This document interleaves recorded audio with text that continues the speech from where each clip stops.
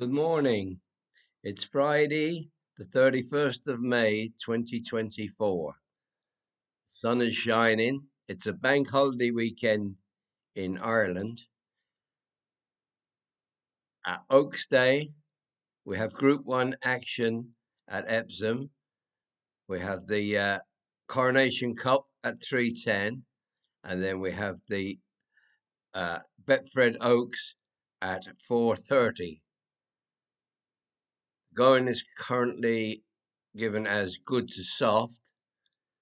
The weather's light showers, not much rainfall, about half a millimetre.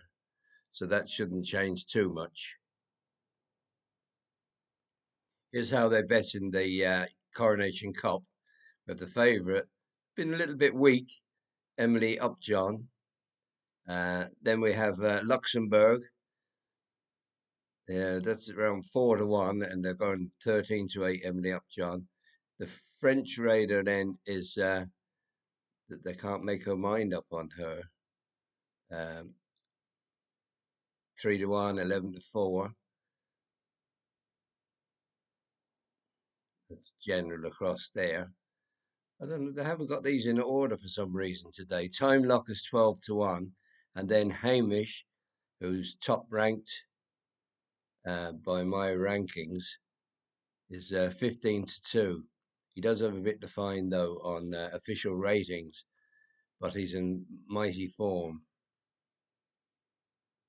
I had a quick look at Group 1 races over middle distance, so from a mile to 1 mile 6 for 4-year-olds and up. This is for the clear top favourite. This is for UK and Ireland. There's been 76 of them since 1998, and 38 favourites have won. That's 50%. And there's a little bit of a plus on the bookies and on the Betfair SP. We'll have a quick look at a few trends. These go back to 1998, so I think that's about 26 years. The stalls, the winners have come from all over, so the stall won't make a huge difference there. Horse age, we have 4-year-olds have won 10. It's an 11% strike rate, and 5-year-olds have won 13 and a 23% strike rate. It's lower than for 6-year-olds and up. Trainers then, Aidan O'Brien has a great record. He's had 8 wins from 31 runners, 26% strike rate. He's plus 14. Yeah.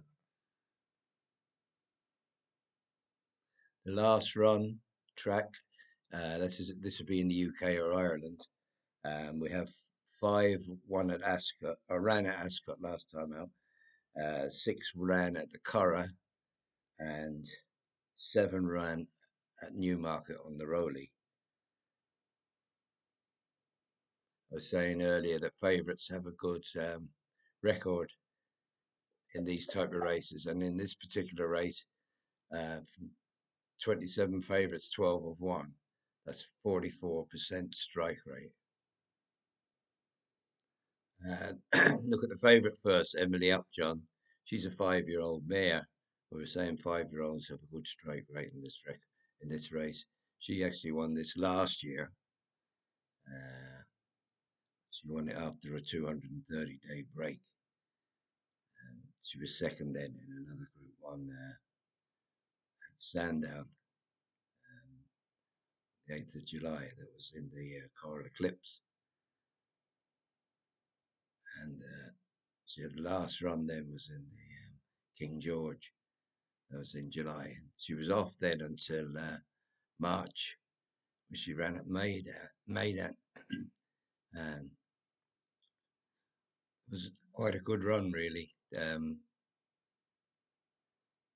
Rebels Romance got an easy lead that day and won it. And Liberty Island has won since, and Point Lonsdale. So that looks good form. Um, she's had a little break again since now. She's had seemed to go well fresh, so she's had 62 days break. So she should be okay for today. This is last year's race. They've just come round Tatnam Corner into the home straight. This is Emily Upjohn. She's been weighted without the back, and she's coming with a run now. So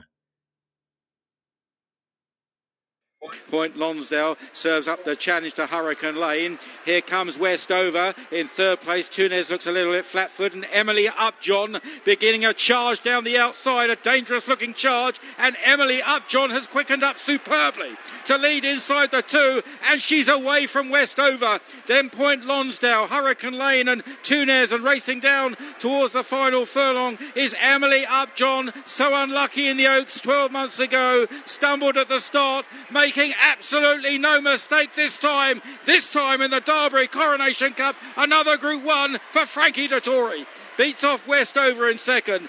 A long gap back to Point Lonsdale in third, Tunes and Hurricane Lane. If she's in that type of form, she's going to take some beating.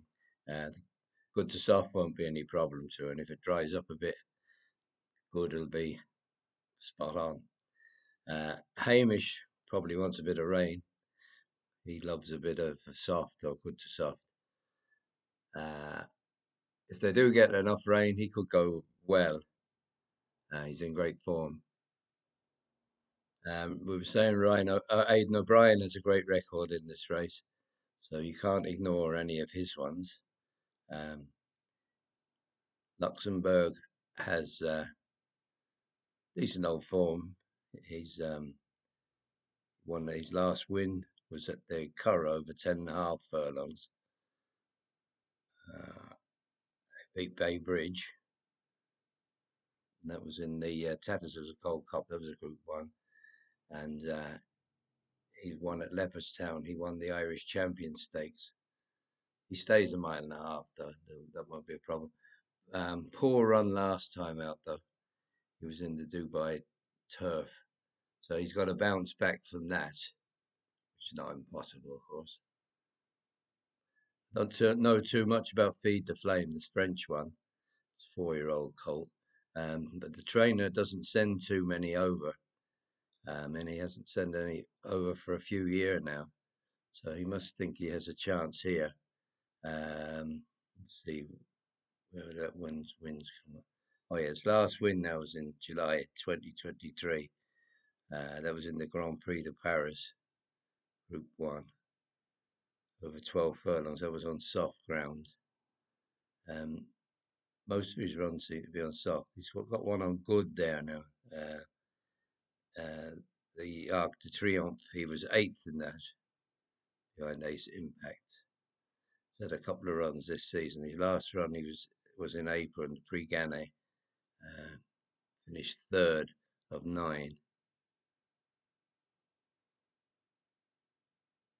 Overall, I think Emily Upjohn's the worthy favourite. She's the one they have to beat. And I think Hamish could give a good old run, the form he's in. The other Group 1 then is the Betfred Oaks 4:30 3-year-old fillies. Ilang Ilang is the favourite, around 13-8, 6-4. Then Azalea is around 11-2. Forest Fairy around 15-2. Rubies are Red 10-1. Secret Satire is around 12, 14-1. You Got Me around 16-1. We'll have a look at a few of the trends. This is since 1998. The official ratings have gone from 94 up to 119. John Gosden's had 4 winners, 21% strike rate, and Aidan O'Brien has had 10 winners, the 13% strike rate, he's well in the black on his PL. So obviously they weren't all favourites. He's had some big prize winners in there, I would say. Well, look at that. Looking at where they ran on their last race, 6 came from Newmarket on the Rowley, 5 at York, and 5 at the Curragh. Finally, look at the market positions. There's been 9 winning favourites. That's a 32% strike rate. And going from the 4th in the market down to the 11th, there has been 12 winners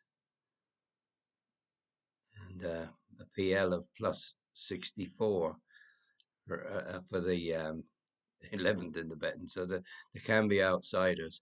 So it could be worth looking from the 4th down for each way options.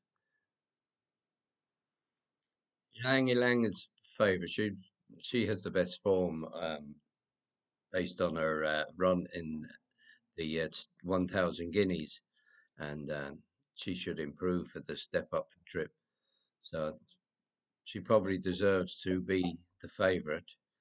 But I think rubies are red. The other O'Brien one, they're around 9-10 to 1. There's some of them offering an extra place, so you get 4 places. Fred, who sponsored this, are giving the extra place, and there's a few others as well.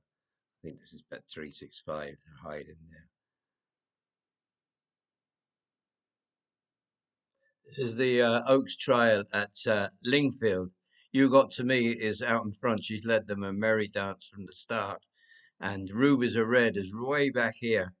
Have a look at her and watch what happens here now. But the petrol is getting a little bit low by the look of things. Molten Rock Treasure, Danielle down the outside. You Got to Me begins to paddle. Here comes Treasure. Here too comes Danielle down the outside. From the back, Rubies Are Red is staying on. Still got plenty to do. You Got to Me is really digging in, however, and they've had to find plenty to get to the filly. Rubies Are Red is flying home, but You Got to Me has held them all. You Got to Me made it all. Rubies Are Red coming from out of the clouds to take second on the outside of Treasure and Danielle. Rubies Are Red gave them too much to do there, and was given too much to do there. And she, as he said, she came out of the clouds. Her sections were very good. Her finishing speed was 6.18 above the race finishing speed percentage, which was 103%. So she was really flying there at the finish. There's plenty of stamina in her pedigree, and hopefully she'll come running into at least a place.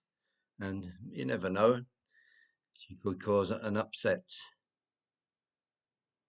It's an open-looking race, though, and probably you would have to say it's a substandard Oaks. Looking at what they've done so far, but you never know. There could be a star to come out of it. We'll see later on. Anyway, thanks very much for listening, and we'll talk again sometime. Bye.